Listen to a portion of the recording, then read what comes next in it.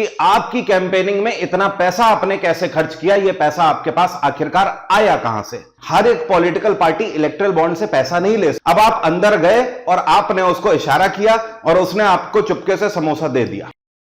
चुनावी पार्टियां एक दूसरे के ऊपर आरोप प्रत्यारोप लगाती रहती हैं, तंज हमेशा कसती रहती हैं, यह तो आपको पता है।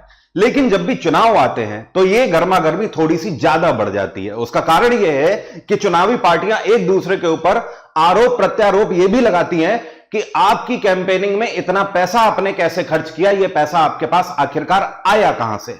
यह जो सारा मुद्दा है, इन सारी चीजों को ट्रेस करने के लिए ही इलेक्टोरल बॉन्ड लाए गए थे, जिसके बारे में आज के वीडियो में मैं आपसे बात कर रहा हूं।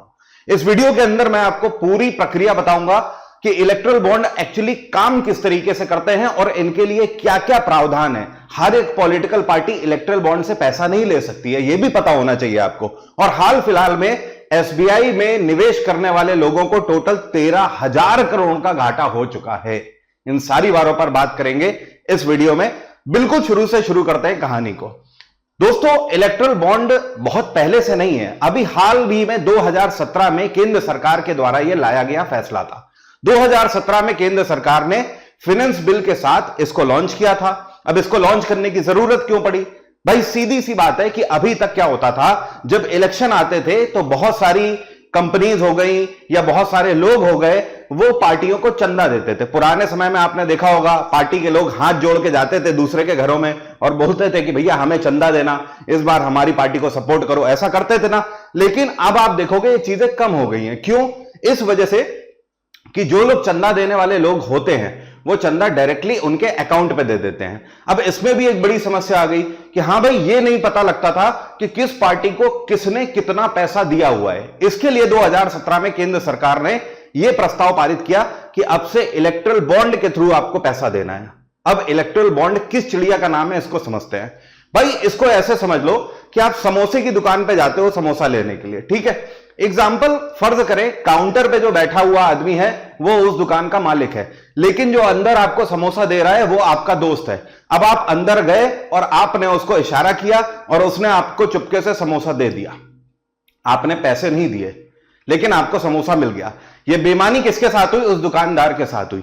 लेकिन अब आप देखोगे दुकानदार भी चालाक हो गए। उन्होंने क्या कहा कि पहले आप मेरे अकाउंट पे टोकन लो और टोकन लेके जाके उसको दो, और शाम को जितना भी पैसा कलेक्ट होता है वो उससे सारे टोकन लेकर देखेगा और उससे मैच करेगा, तब उसे पता लगेगा कि हां भाई पूरा पैसा मिलाप हो रहा है या नहीं हो रहा है। इस पूरी प्रक्रिया को बड़े आसान तरीके से समझते हैं। दोस्तों, पहले क्या होता था कि कोई भी व्यक्ति अगर पार्टी को देना होता था दान, तो वो डायरेक्टली दे देता था, या फिर कोई भी कंपनी पैसा देती थी पॉलिटिकल पार्टी को तो वो डायरेक्ट दे देती थी। लेकिन अब ऐसा नहीं है, अब बीच में एसबीआई को रख दिया गया है। मतलब यह है कि अगर आपको किसी पॉलिटिकल पार्टी को पैसा देना है तो आप डायरेक्ट नहीं दे सकते हो, आपको एसबीआई से उतने रुपए के बॉन्ड लेने होंगे।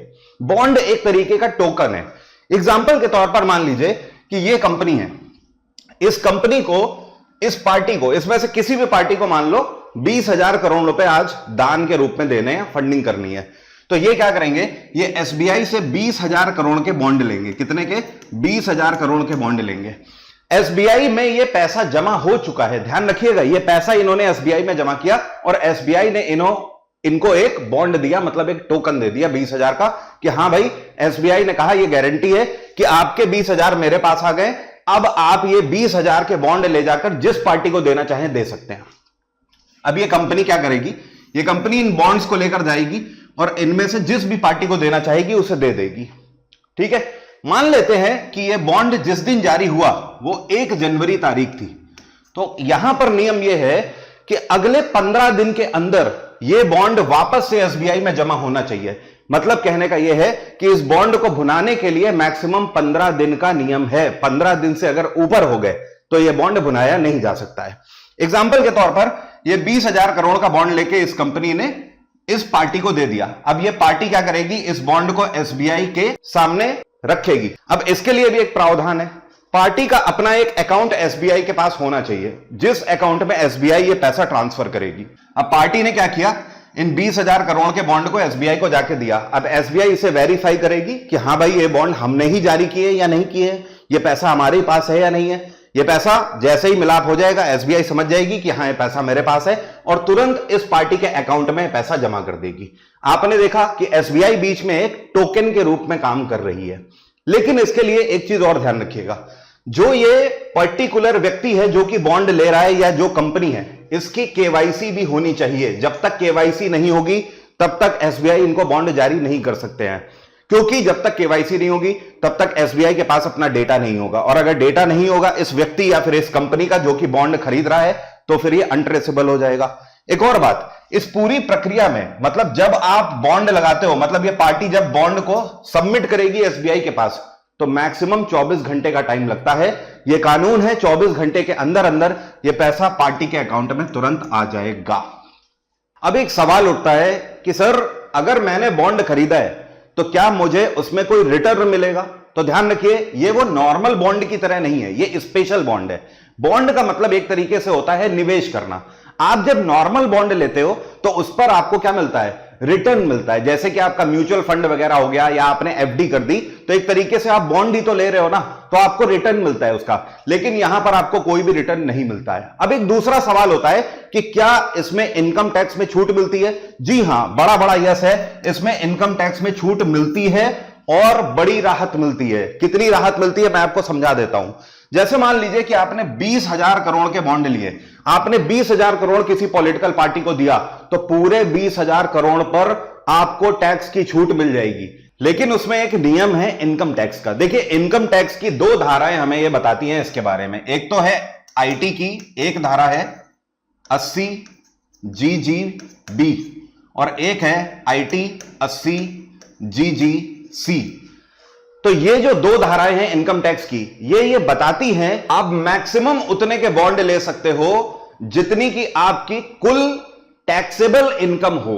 उससे ज्यादा के आप बॉन्ड नहीं ले सकते हो। एग्जांपल के तौर पर आपकी कमाई 100 रुपए है, तो आप 100 रुपए के अंदर के ही बॉन्ड ले सकते हो। आप 101 रुपए का बॉन्ड नहीं ले सकते हो। बात आ गई समझ?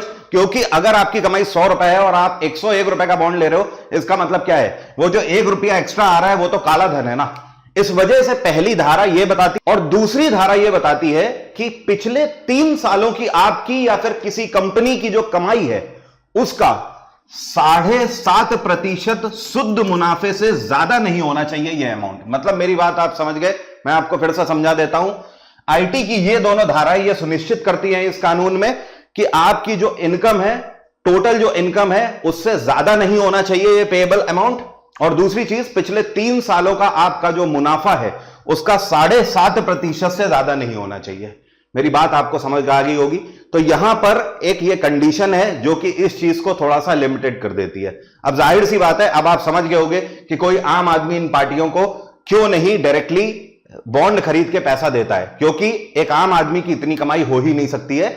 ये सैकड़ों करोड़ों में होती है, जो कि बड़ी बड़ी कंपनीज ही फंडिंग करती हैं यहां पर। अब इसमें एक और बदलाव लाया गया है। देखिए, पिछले साल तक क्या होता था, इसके अंदर एक कानून था कि पूरे साल भर में मैक्सिमम 75 दिन ही ऐसे निर्धारित किए जाते थे जिसमें आप बॉन्ड खरीद सकते थे। लेकिन अब पिछले साल से इसमें 10 दिन और बढ़ाकर इसको 85 दिन कर दिया गया है। मतलब अब 365 दिन में से कोई भी 85 दिन ऐसे होते हैं जिसमें आप ये बॉन्ड खरीद सकते हैं और अपनी मनचाही पॉलिटिकल पार्टी को जाकर दे सकते हैं। अब यहां पर दोस्तों एक बड़ा सवाल और आ जाता है कि क्या हर एक पॉलिटिकल पार्टी इलेक्टोरल बॉन्ड ले सकती है, मतलब इसका फायदा उठा सकती है, या आप हर एक पार्टी को दे सकते हो क्या? जवाब है नहीं, हर एक पार्टी ऐसा नहीं कर सकती है। इसके लिए भी एक प्रावधान है। जन प्रतिनिधित्व अधिनियम 1951 के अंदर 29A धारा यह बताती है इसके अंदर कि भाई कोई भी पॉलिटिकल पार्टी, चाहे वो आम इलेक्शन हो चाहे वो विधानसभा के इलेक्शन हो, जो लास्ट के इलेक्शन होंगे उसमें टोटल वोट का 1% वोट मिनिमम उन्हें मिला होना चाहिए।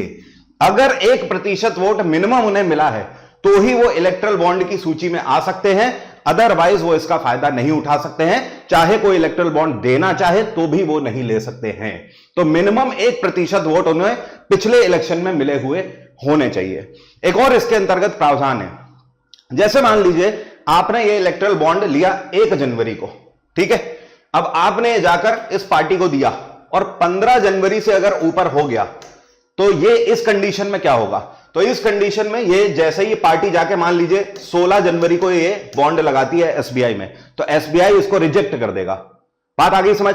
क्योंकि 15 दिन से ज्यादा का समय हो गया है, अब ये पार्टी ये पैसा नहीं ले पाएगी इस बॉन्ड के आधार पर। इस बॉन्ड को एसबीआई निरस्त कर देगा और जितना भी पैसा आपने लिया होगा इलेक्ट्रल बॉन्ड के थ्रू यहां पर दिया है, वो पैसा वापस से आपके अकाउंट में डाल दिया जाएगा, क्योंकि बैंक आपकी केवाईसी कर ही चुका है, आपके अकाउंट में वो वापस चला जाएगा पैसा। अब इस मुद्दे पर आ जाते हैं कि एसबीआई के निवेशकों का पिछले 24 घंटे के अंदर 13,000 करोड़ रुपए कैसे डूब गया।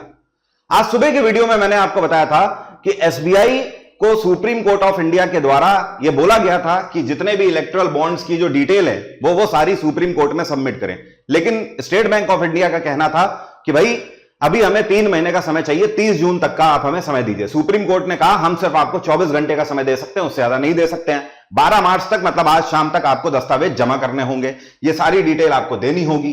क्लियर हो रही है बात? तो ये सारी जो चीजें आई, और इसके अलावा सुप्रीम कोर्ट ने क्लियरली कल ये भी बोल दिया था डीवाई चंद्रचूड़ ने कि भाई अगर आप कल तक ये नहीं दे पाए सारी डिटेल तो इसको हम कंटेम्प्ट ऑफ कोर्ट मानेंगे।